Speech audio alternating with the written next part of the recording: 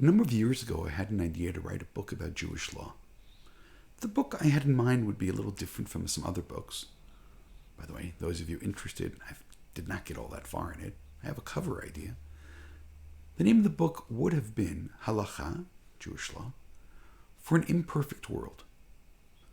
Because what I saw is there were a lot of books which dealt with the perfect world, the way that things are supposed to be. The problem which I felt, and I still feel, is that the world that we live in is very imperfect. Not only that, the people that inhabit this world are also incredibly imperfect. In this week's Parsha, Kiteitze, it speaks about marriage. I think if you go look through the Parsha carefully, you'll find that there are 5 ways of getting involved in marriage. None of them the way that some of us imagine. What happens in this week's Parsha is not a situation of a couple meet, fall in love, get married, and live happily ever after. Rather, it starts off with a situation: a man goes to war and sees a woman there and takes a captive.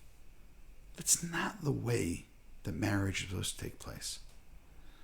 It speaks of a situation of a person having more than one wife. And by the way, the Torah theoretically allows this, where it speaks about this situation that then will come up. One will be more favored and the other less, and then the children that comes out of this, and so on and so forth. And essentially, what the Torah really is describing over here is case after case of dysfunctionality, case after case of things not being the way they're supposed to be. We have to stop and ask ourselves, well, why would the Torah do this?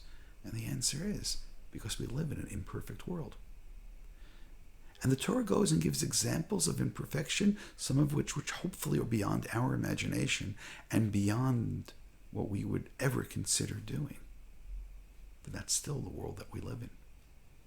And there are things and behaviors which are abhorrent, but nonetheless, the Torah needs to address them. I mean, ultimately, what we really need to think about, and for ourselves and for those that we have impact over, be it our children, students, or whatever the case may be, community, is that ethics is something which very often can be not when I have a choice of good and bad. Because let's admit it, that's easy. Ethics is what I need when I have a choice between sometimes bad and worse. I mean, I wouldn't even raise the situation of ethics in terms of good and better, because good and better is a much better situation to be in. But what happens when it's bad and worse? Or what happens when it's 2 bad situations? What happens if neither of the situations are ideal? Now, what do I do? Which is ultimately, in terms of Jewish ideals, what we always need to do is make the choice that will bring us closer to God. And then there's always short-term and long-term considerations, and that's not always simple. But I appreciate so much when I look through this week's Parsha about all the imperfections that are there, all the situations of lust and desire and cheating and things which we abhor, but nonetheless they need to be spoken about. We need to talk about things which are not perfect. We need to educate about how to avoid situations, again, where there is lust, or situations which we need to learn how to avoid, and we need strategies to avoid.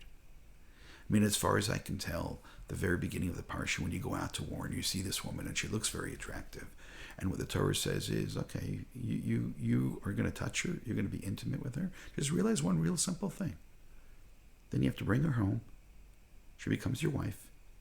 She gets the credit card. She gets all the privileges, which means there's not a situation over here that the Torah is going to allow there to be a relationship to take place outside of marriage.